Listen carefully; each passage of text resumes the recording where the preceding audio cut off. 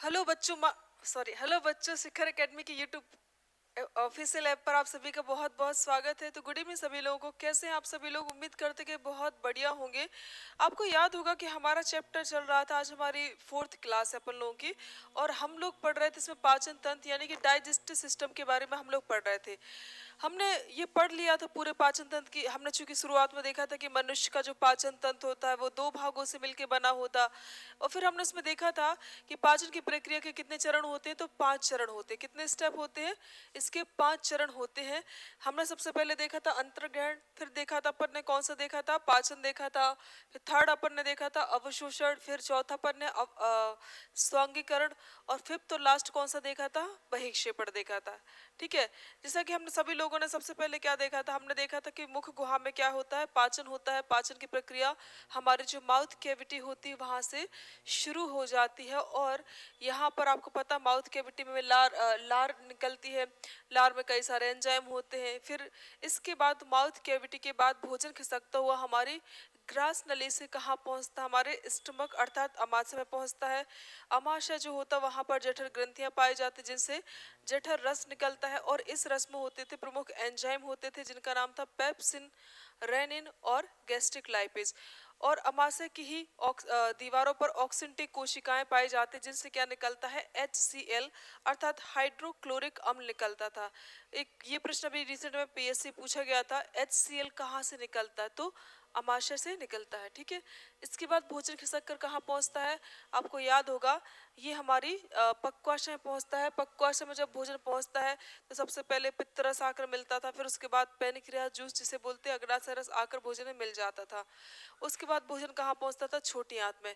तो जैसा कि हम सभी लोग जानते हैं कि छोटी आंत में जो पाचन की प्रक्रिया होती है वो क्या हो जाती है? संपन्न हो जाती है। छोटी आंत में पाचन की प्रक्रिया कंप्लीट हो जाती है। उसके बाद जो शेष भोजन होता है उसको बड़ी आंत में भेजा जाता है। आपको याद होगा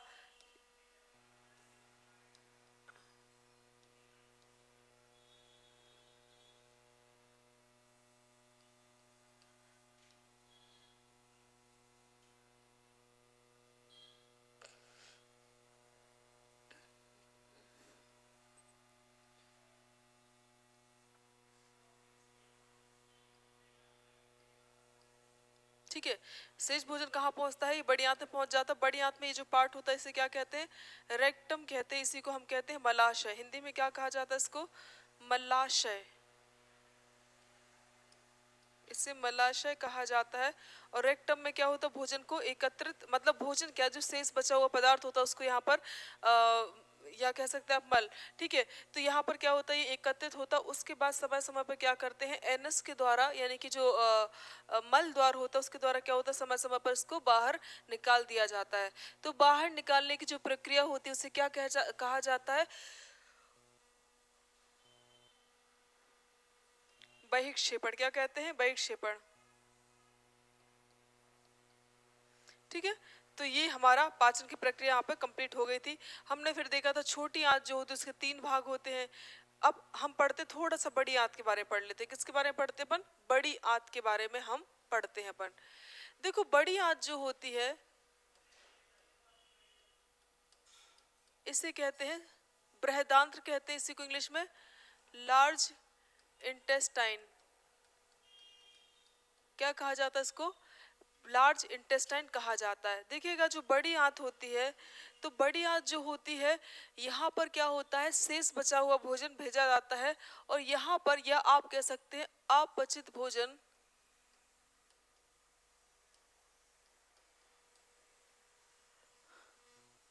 अपचित भोजन बड़ी आंत में पहुंचता है। अपचित भोजन बड़ी आंत में पहुंचता है। फिर इसे फिर इसे रेक्टम में एकत्रित, यार ये पता नहीं इसको क्या हो जाता कभी कभी, रेक्टम में एकत्रित किया जाता है।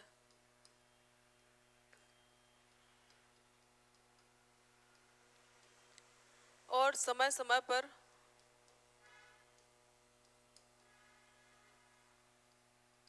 मल के रूप में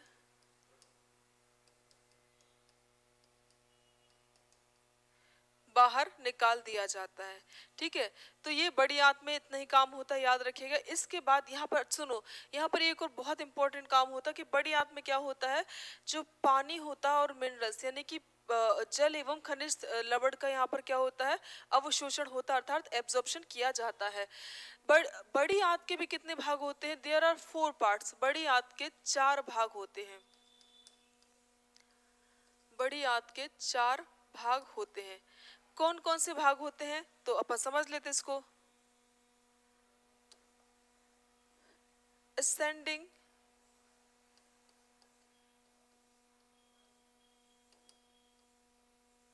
ये वाला जो पार्ट, ये आपको मतलब इस टाइप से टर्न हुआ दिख रहा है, इसे ट्रांसवर्स,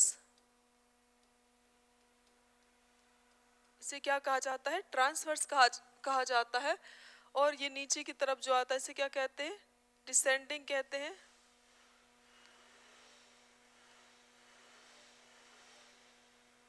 डिसेंडिंग।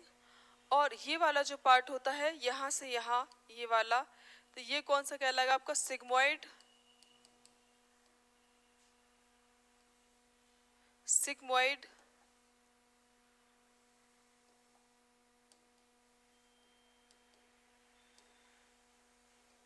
सिग्मोइड कहलाता है। और ये वाला पार्ट कौन सा कहलाता है आपका? ये कहलाता है, सॉरी यहाँ पे मैंने थोड़ा मिस्टेक कर दिया है। जो बड़ी आंत होती है इसके 3 भाग होते हैं। कितने भाग होते हैं? 3 भाग होते हैं। ठीक है, देखो असल में क्या होता है, ये जो पूरा भाग होता है, जिसको मैं एक काम करती हूँ ग्रीन कलर से बना देती हूँ, ये जो पार्ट होता है, ये समस्त भाग क्या कहलाता है आपका? ये कहलाता है यहाँ से यहाँ तक क्या कहलाता है? कोलन कहलाता है। क्या कहलाता है? कोलन कहलाता है। और जो कोलन होता है वो कितने होते हैं? इसको इसके 4 भाग होते हैं। एक एसेंडिंग कोलन होता है, दूसरा होता है ट्रांसवर्स कोलन, तीसरा होता है डिसेंडिंग कोलन, और चौथा कौन सा होता है? सिग्मोइड कोलन होता है। और यहाँ से यहाँ तक ये वाला कौन सा हो जाएगा आपका? ये रेक्टम कहलाता है। और नीचे कौन सा होता है? मलद्वार होता है। तो जो बड़ी आंत होती है उसके 3 भाग होते हैं। 3 भाग कौन कौन से होते हैं? देखिएगा, इसके 3 भाग होते हैं। सबसे पहले होता कौन सा? कोलन। ठीक है, दूसरा कौन सा होता? रेक्टम। और तीसरा होता वर्मीफॉर्म या सीकम। सीकम, वर्मीफॉर्म नहीं, सीकम। तीसरा कौन सा होता है? सीकम होता है। जिस तरह से हमारे छोटी आंत के 3 भाग होते थे, उसी तरह से हमारी जो बड़ी आंत होती है, जिसे हिंदी में बृहदांत भी कहा जाता है और इंग्लिश में लार्ज इंटेस्टाइन कहते हैं, इसके भी कितने भाग होते हैं? इसके भी 3 भाग होते हैं। First one is colon, second one is rectum, third one is caecum. Caecum colon जो होता है उसके 4 भाग होते हैं। एसेंडिंग कोलन, ट्रांसवर्स कोलन होता है, डिसेंडिंग कोलन होता है, और सिग्माइड कोलन होता है। क्लियर? अब थोड़ा समझ लेते हैं। जो सीकम का जिक्र हुआ, आपको याद होगा यहाँ से छोटी आंत आती थी हमारी। कौन सी आंत निकलती थी? छोटी आंत। आपको याद होगा ये छोटी आंत जो होती थी इस टाइप की, तो बिल्कुल मतलब ठीक है, ये एक संरचना होती थी। तो छोटी आंत और बड़ी आंत जहां पर मिलते हैं, यहाँ पे हल्का सा मोटा रहता है प्लेस, ये क्या कहलाता था? सीकम कहलाता है। क्या कहलाता है? ये सीकम कहलाता है। छोटी आंत और बड़ी आंत जिस प्लेस पर मिलते हैं उसे क्या कहते हैं? सीकम कहते हैं। ठीक है, अब सीकम जो होता है, देखिएगा सीकम असल में क्या करता है? ये सेल्यूलोज का पाचन करता है। मैं यहाँ लिख ही दे रही हूँ वरना आपको कंफ्यूजन होगा। सीकम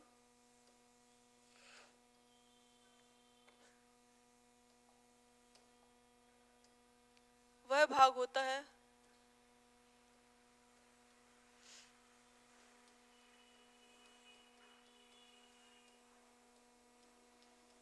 जहां पर, वह भाग होता है जहां पर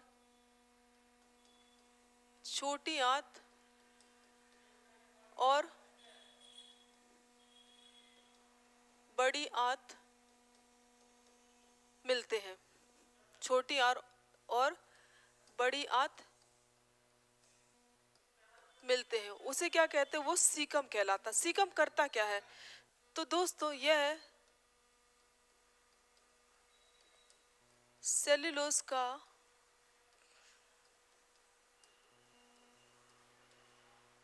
पाचन करता है। यह सेल्यूलोज का पाचन करता है। ठीक है, इसीलिए यह सीकम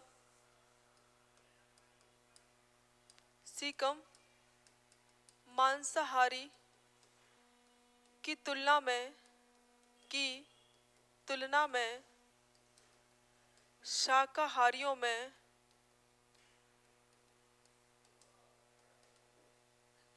मांसाहारी की तुलना में शाकाहारियों में बड़ा होता है।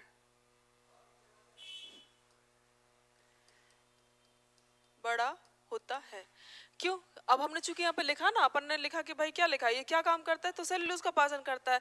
और अब दिमाग में ये भी आना चाहिए आपकी, तो ये वर्मी फॉर्म अपेंडिक्स जो होता है ये क्या काम करता है। देखो ये जो इस टाइप की जो निकली हुई संरचना दिखाई दे रही है, इसको मैं किस कलर से बना दूं?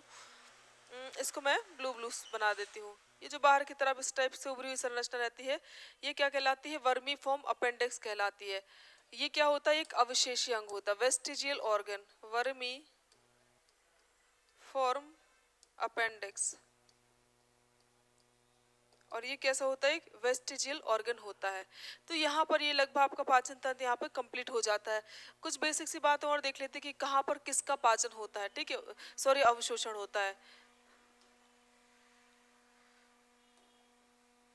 हेडिंग बनाती मैं विभिन्न अंगों में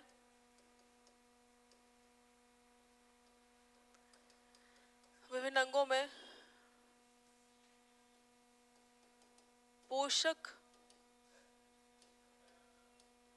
पदार्थों का अवशोषण।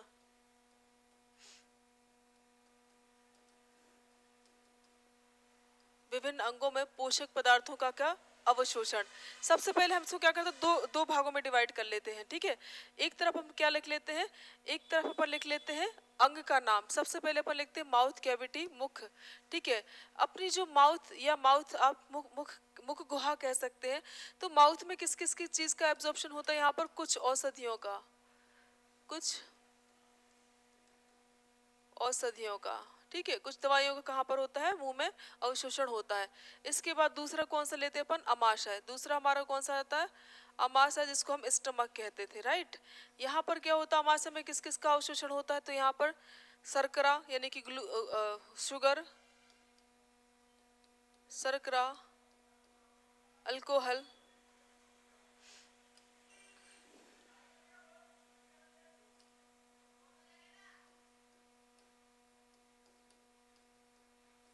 शर्करा, अल्कोहल। यहाँ पर शर्करा और अल्कोहल का क्या होता है? अवशोषण होता है। अगला कौन सा आ जाएगा बच्चों अपना? अगला आ जाएगा अपना छोटी आंत। तो छोटी आंत में क्या होता है? यहाँ पर अधिकांश पोषक तत्वों का अवशोषण होता है। जैसे कि छोटी आंत को याद रखना, इसको हिंदी में क्षुद्रांत भी कहते हैं, तुम भूल मत जाना, क्षुद्रांत भी कहते हैं, ठीक है। अब यहाँ पर किस किस का होता है? तो यहाँ पर होता है विभिन्न पोषक तत्वों का, विभिन्न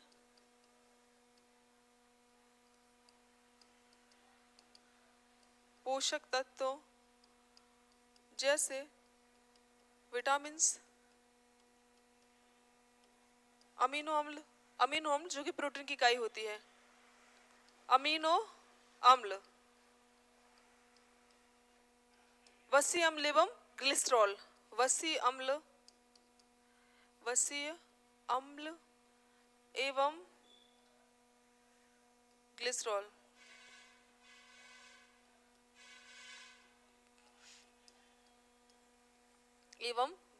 ठीक है। तो क्या है? ये विभिन्न अंगों में पोषक पदार्थों का अवशोषण। और इसके बाद एक लास्ट रह गया और सबसे इंपॉर्टेंट जो कि आपका है, वो है भाई हमारा कौन सा? बड़ी आंत, बृहदांत, लार्ज इंटेस्टाइन।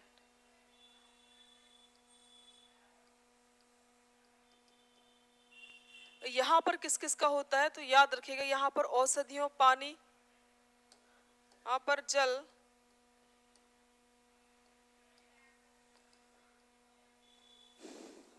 जल एवं औषधियों और खनिज, लवण, इनका क्या होता है? यहाँ पर अवशोषण होता है। तो ये कौन सा हो गया हमारा? हमारे ये हो जाता है यहाँ पे विभिन्न अंगों में क्या हो जाता है? पोषक पदार्थों का अवशोषण। भाई कहाँ पर कौन से अंग का क्या होता है? अवशोषण होता है। हमारा ये भी यहाँ पे क्या हो जाता है? कंप्लीट हो जाता है। मैंने मेन चीजें करा दी इसमें। अब थोड़ी सी बातें और कुछ फैक्चुअल बात देख लेते हैं, महत्वपूर्ण तथ्य इंपॉर्टेंट फैक्ट्स।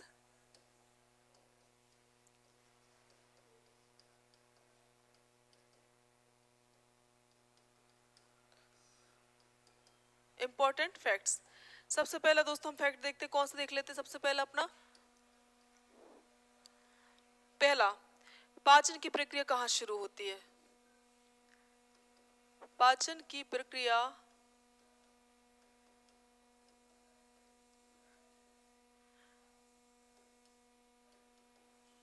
मुख गुहा अर्थात माउथ कैविटी से शुरू होती है।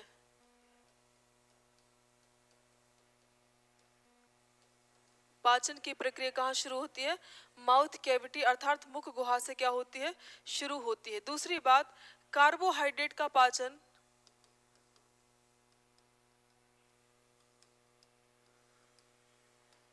कार्बोहाइड्रेट का पाचन मुख गुहा से शुरू होता है।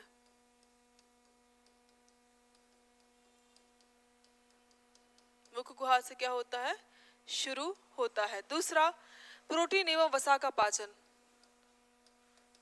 प्रोटीन एवं वसा का पाचन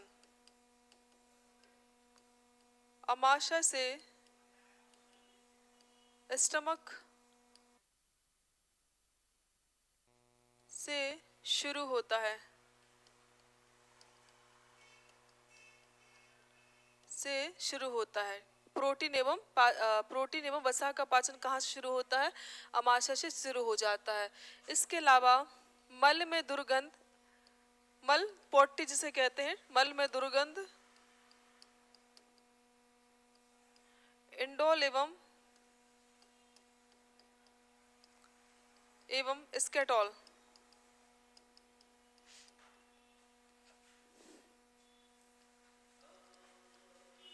इंडोल एवं स्केटोल अमीनो अम्ल के कारण आती है। स्केटोल अमीनो अम्ल के कारण आती है। अमीनो अम्ल के कारण आती है। ठीक है, एक मिनट पानी पी लेती हूँ मैं जरा। आप लोग भी पिया करें पानी। एक प्रश्न पूछा गया था परीक्षा में, क्वेश्चन ये पूछा गया था, बताइए हाँ, मनुष्य को प्रतिदिन कितना लीटर पानी पीना चाहिए? ठीक है, तो लगभग 3 से 4 लीटर क्या करना चाहिए? उसको पानी पीना चाहिए।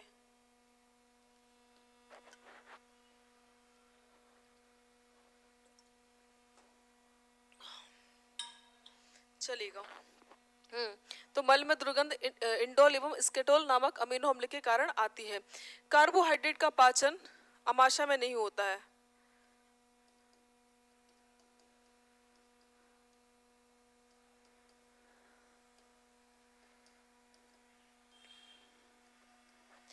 अमाशय में नहीं होता, नहीं होता है। अगला फैक्ट, छोटी आंत की लंबाई, small intestine, length of small intestine अर्थात छोटी आंत की लंबाई कितनी होती है? 6 से 7 मीटर होती है। कितनी होती है? 6 to 7 मीटर। Length of large intestine, large intestine ये होती है लगभग 1.5 मीटर। कितनी होती है? 1.5 मीटर होती है। ठीक है, इसके अलावा length of alimentary canal, alimentary canal मतलब क्या बोलते हैं आपका, आहार नाल की लंबाई, ये लगभग कितनी होती है? 32 से 33 फीट। 32 से 33 फीट क्या होती है? इसकी लंबाई होती है।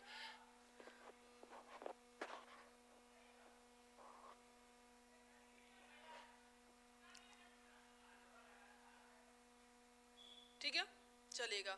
ये कुछ इंपॉर्टेंट क्या होगा इसमें फैक्ट होगा, इसको मैं फटाफट से रिकॉल कर देती हूँ। हमने क्या देखा, हमने देखा कि भाई ये पाचन की प्रक्रिया कहाँ शुरू होती है, तो टिक कर दीजिएगा, मुख गुहा अर्थात माउथ कैविटी से क्या हो जाती है, पाचन की प्रक्रिया शुरू हो जाती है। फिर सेकंड हमने कौन सा देखा था, कार्बोहाइड्रेट का पाचन मुख गुहा से यानी माउथ कैविटी से शुरू हो जाता है। नेक्स्ट फैक्ट है प्रोटीन एवं वसा का पाचन, प्रोटीन एवं वसा का पाचन अमाशय में नहीं अमाशय से शुरू हो जाता है। मल में दुर्गंध किस कारण से आती है, तो इंडोल एवं स्केटोल अमीनो अम्ल के कारण से दुर्गंध आती है। कार्बोहाइड्रेट का पाचन अमाशय में नहीं होता है, याद रखिए कार्बोहाइड्रेट का पाचन अमाशय में नहीं होता है। अगला fact, length of small intestine मतलब छोटी आंत की जो लंबाई होती है वो कितनी होती है, 6 से 7 मीटर होती है, जबकि बड़ी आंत की लंबाई कितनी होती है, लगभग ये 1.5 मीटर होती है। वही बात करेंगे हम एलिमेंट्री कैनाल अर्थात आहार नाल की जो लंबाई होती है कितनी होती है, 32 से 33 फीट क्या होती है इसकी लंबाई होती है। ठीक है, चलिएगा अब हम क्या पढ़ते हैं, ये अपना पाचन तंत्र यहाँ पे कंप्लीट हो जाता है। अब हमको पढ़ना, इसमें क्या पढ़ना, हम पढ़ने वाले हैं इसमें जीभ के बारे में पढ़ने वाले हैं, और किसके बारे में पढ़ने वाले अपन, लार ग्रंथियों के बारे में। सबसे पहले हम किसके बारे में पढ़ लेते हैं, लार ग्रंथियों के बारे में। चलिए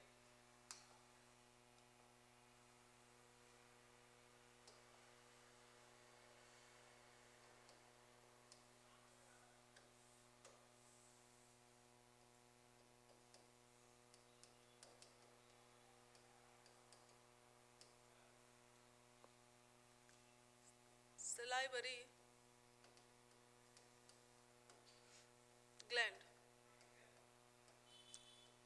लार ग्रंथियां, देखो लार ग्रंथियां जो होती हैं वो 3 जोड़ी, मनुष्य में कितनी लार ग्रंथियां पाई जाती हैं, मनुष्य में 3 जोड़ी लार ग्रंथियां पाई जाती हैं। मनुष्य में 3 जोड़ी लार ग्रंथियां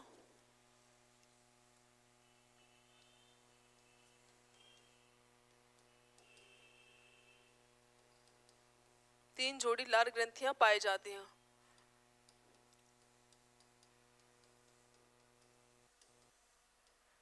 कौन कौन सी होती है, सबसे पहली होती है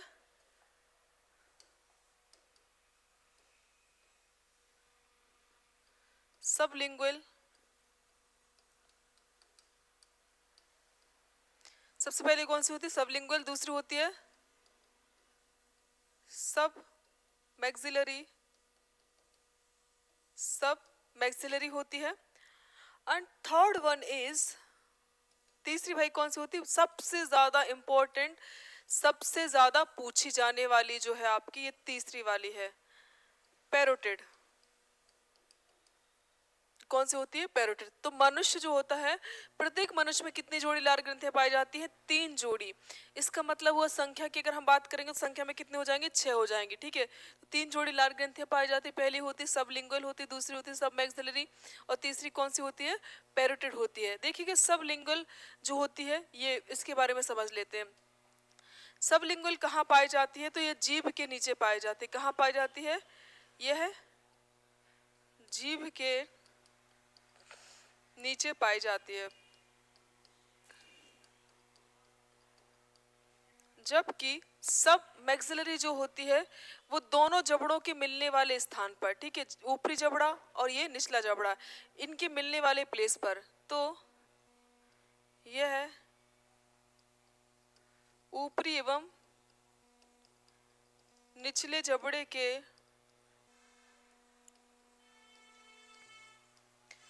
मिलन स्थल पर, मिलन स्थल पर पाई जाती है। जंक्शन प्लेस, मिलन स्थल को क्या बोलते हैं, जंक्शन प्लेस बोलते हैं इंग्लिश में। ठीक है, जहाँ पर दोनों क्या होते हैं, मिलते हैं। पैरोटिड जो होती है ये बहुत ज़्यादा इंपॉर्टेंट है, तो इसमें आप स्टार लगा लीजिएगा, ये बहुत पूछी जाती है। पैरोटिड जो होती है यहाँ पर, ये आपका जो कान होता है इसके नीचे पाई जाती है। तो यह है कान के नीचे पाई जाती है।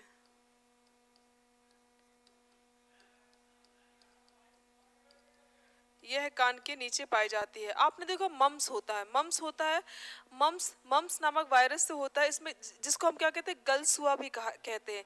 इसमें यहाँ पे सूजन आ जाती है। गाल में सूजन आती। वास्तव में देखा जाए तो गाल नहीं, वो आपकी जो पैरोटिड होती, लार ग्रंथि होती है, उसमें स्वेलिंग आती है। इस कारण से आपका गाल वाला हिस्सा भी क्या हो जाता है, स्वेल यानी कि सूख जाता, सूज जाता है, ना कि सूख जाता, सॉरी, सूज जाता है, स्वेल। ठीक है, ओके। तो ये क्या है, हमारी लार ग्रंथि। तो याद रखिएगा मनुष्य में 3 जोड़ी लार ग्रंथियां पाई जाती है। सबसे पहली कौन सी होती है, सबसे पहली होती है आपकी सब लिंगुअल, दूसरी कौन सी होती है, सब मैक्सिलरी होती है, और तीसरी कौन सी होती है, तो तीसरी होती है पैरोटिड ग्रंथि होती है। क्लियर, चलेगा। ये आपकी लार ग्रंथियां। अगला हम क्या पढ़ने वाले हैं, हम लोग पढ़ने वाले हैं जीभ के बारे में। चलो टंग के बारे में पढ़ते हैं।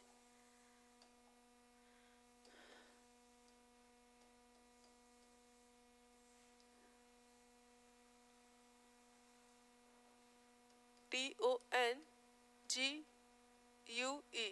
इसको ही क्या कहा जाता है, जिह्वा भी कहा जाता है। क्या कहा जाता है इसको, जिह्वा भी कहा जाता है।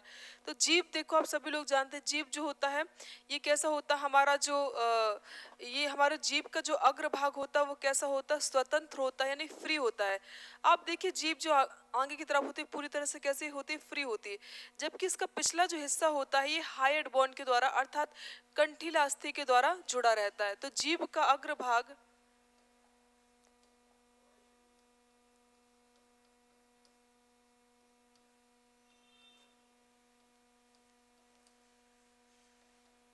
जीभ का अग्रभाग स्वतंत्र होता है,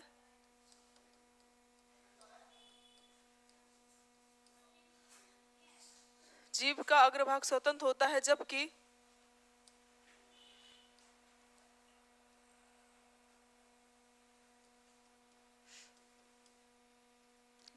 पिछला भाग हाइड बोन यानी कि कंठीला अस्थि द्वारा जुड़ा होता है। क्या, देखो अब मैं स्ट्रक्चर बनाते, जीभ की क्या बनाते हैं अपन, संरचना बनाते, स्ट्रक्चर बनाते हैं। जैसे मान लीजिए कि हमारी जीभ है,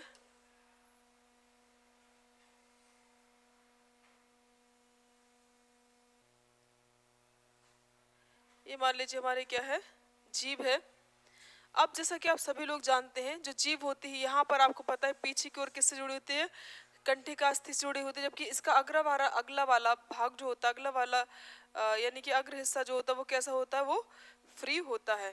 अब जीभ का जो अगला वाला हिस्सा होता है यहाँ पर पूछते हैं कि बताइए, अच्छा मैं एक और बात बताना चाहूँगी, जीभ जो होती है वो कैसी होती है, मांसल से बनी हुई संरचना होती है। मांसल मतलब क्या होता है, मांस की बनी हुई संरचना होती है, इसमें हड्डी नहीं पाई जाती, इसमें बोन्स नहीं पाई जाती है। और एक और बात याद रखिएगा, जीभ जो होती है यहाँ पर क्या पाए जाते हैं, इस टाइप के क्या पाए जाते हैं, उसमें दाने दाने टाइप के पाए जाते हैं। देखे होंगे आपने जीभ को भी, है ना, कई बार जब जल जाते तो वो सूज भी जाते हैं। ठीक है, जिन्हें हम क्या कहते हैं, इनको हम कहते हैं अंकुर कहते हैं, इन्हीं को पेपिले कहते हैं।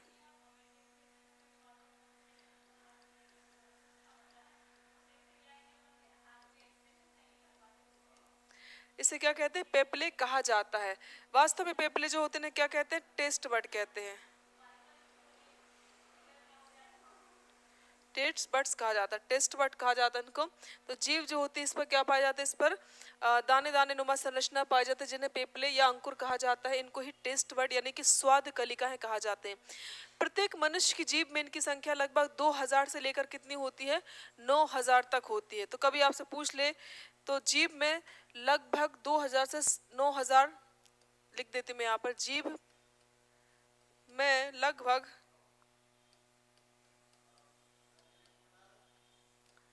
2000 से 9000 स्वाद कलिकाएं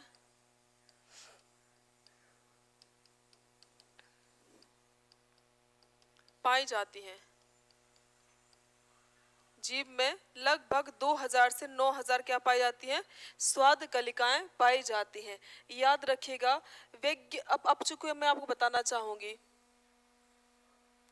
जो जीभ का जो अगला वाला हिस्सा होता है इसको हम बना लेते हैं किस कलर से, पीला पीला। ये वाला जो जीभ का अगला वाला पार्ट होता है, यहाँ से किस टाइप का हमें स्वाद का अनुभव होता है, यहाँ पर हमको कैसा महसूस होता है, जीभ के अगले भाग से हमको होता है स्वीट, मीठा। कैसा लगता है? जीभ का जो अगला भाग होता है उससे हमें कैसा अनुभव होता है? मीठेपन का अनुभव होता है। जबकि जीभ का जो पिछला वाला हिस्सा होता है बच्चों, ये पीछे वाला जो पार्ट होता है, यहाँ से क्या होता है? यहाँ से हमको कड़वा, ठीक है, सोर कहते हैं ना, कि बिटर कहते हैं कड़वे को। यहाँ से किसका अनुभव होता है? हमको कड़वेपन का अनुभव होता है। जबकि हम बात करते हैं जीभ का जो पिछला वाला भाग होता है, पिछला और साइड वाला भाग, ये वाला हिस्सा बताते हैं आपको।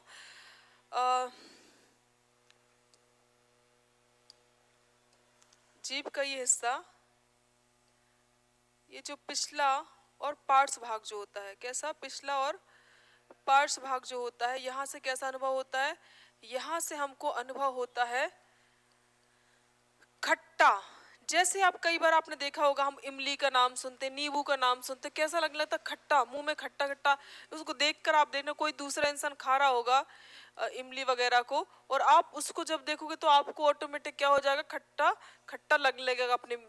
और यहाँ पे पानी, आपके साइड जो जीभ होता है, ये पिछला वाला हिस्सा जो होता है, यहाँ पे साइड में क्या होता है? पानी पानी जैसा आपको लगने लगता है, ठीक है। अब ये वाला जो पार्ट होता है दोस्तों, ये वाला, ये यहाँ पे क्या होता है? यहाँ पर जिसको मैं वाइट वाइट कर रही हूँ, आप यहाँ से किस प्रकार के स्वाद का अनुभव होता है?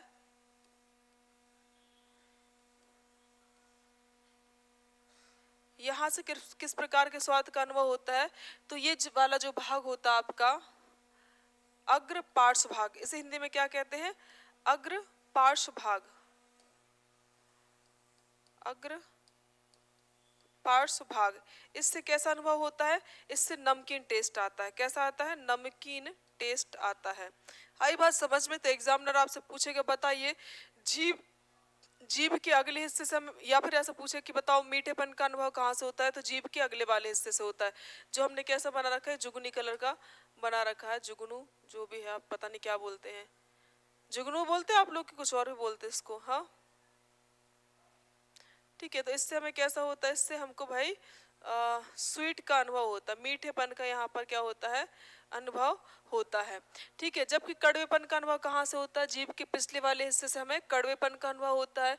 और जो जीभ का पिछला और साइड वाला भाग होता है, इससे खट्टा महसूस, क्या होता है? खट्टा लगता है। जबकि जीभ का अगला पार्श्व वाला भाग जो होता है, इससे कैसा होता है? नमकीन स्वाद आता है। कैसा आता है? नमकीन स्वाद का हमें क्या होता है? अनुभव होता है। बहुत इंपॉर्टेंट फैक्ट, जीभ में लगभग कितनी स्वाद कलिकाएं अर्थात टेस्ट बड पाई जाती? तो 2000 से लेकर लगभग 9000 टेस्ट बड इसमें पाई जाती है। वैज्ञानिकों ने हाल ही में एक नए स्वाद का भी पता लगाया, जिसका नाम क्या है? उमामी, ठीक है। और ये कैसा होता है? टमाटर के जैसा होता है। तो मैं यहाँ लिख देती हूँ, हाल ही में वैज्ञानिकों ने, सॉरी,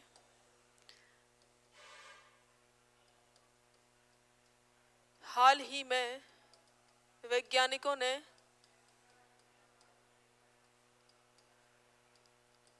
एक नए स्वाद पता लगाया, नए स्वाद का पता लगाया, जिसे उमामी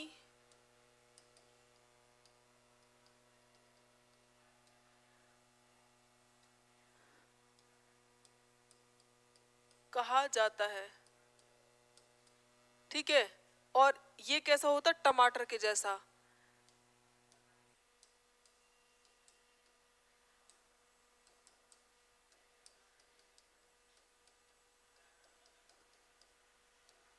कैसा होता है? टमाटर के जैसा होता है, ठीक है। तो ये भी आप याद रखिएगा, करंट का क्वेश्चन है। कैसा? ये करंट संबंधित प्रश्न है आपका। तो ये हमारा कौन सा होता है? जीभ के बारे में। यहाँ पर ये जीभ की बातें भी कंप्लीट हो जाती है। क्या देखा हमने? हमने देखा जीभ जो होती है हमारी, उसका अगला हिस्सा कैसा होता है? स्वतंत्र, यानी कि कैसा होता है? फ्री होता है। अगला भाग फ्री होता है। जबकि पिछला भाग कैसा होता है? ये हायड बोन, यानी कि कंठीला अस्थि के द्वारा जुड़ा होता है। जीभ में लगभग 2000 से कितनी 9000 स्वाद कलिकाएं अर्थात टेस्ट बड पाई जाती हैं। जीभ के अगले भाग से हमें स्वीट मीठा का अनुभव होता है। जीभ के पिछले भाग से हमें कड़वे का अनुभव होता है। जीभ के साइड वाला पश्च भाग जो होता है उससे हमको कैसा होता है, खट्टे का अनुभव होता है। और जीभ का जो साइड और अग्र वाला भाग होता है इससे कैसा होता है आपको, इससे हमको नमकीन स्वाद का अनुभव होता है। इसको मैं अलग कलर ले लेते हैं अपन, ठीक है।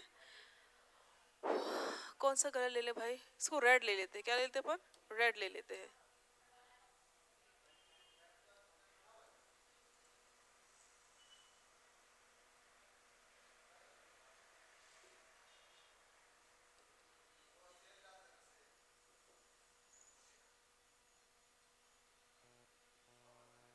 ठीक है, हाँ ये ठीक है।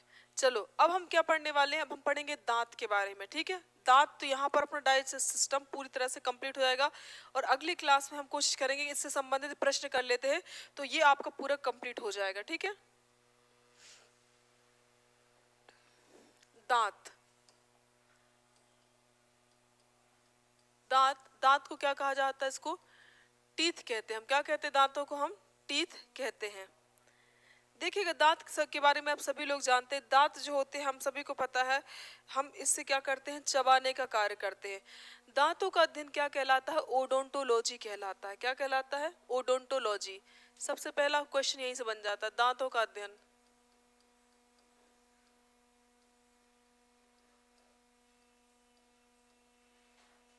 ओडोंटोलॉजी,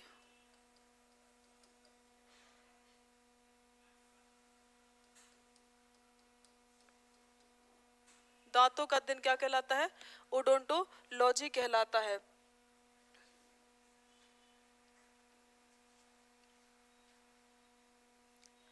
दांत की उत्पत्ति मीजोडर्म,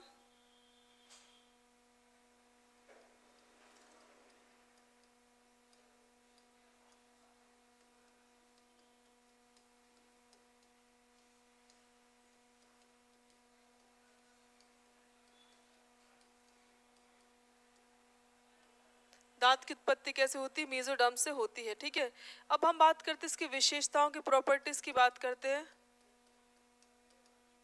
ठीक है। विशेषताएं क्या होती है, दांत जो होते हैं वो कैसे होते हैं, गर्द दंती होते हैं, गर्द दंती जिसे कहते हैं द कोडेंट। दूसरी प्रॉपर्टी क्या होती है इसकी, गर्द दंती में समझाते हैं इन शब्दों का मतलब। दूसरी होती है द्विबार दंती,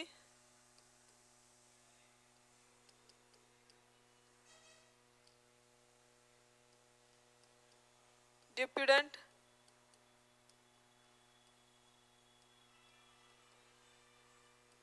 द्विबार दंती। और थर्ड कौन सा होता है आपका, थर्ड होता है आपका विषम दंती।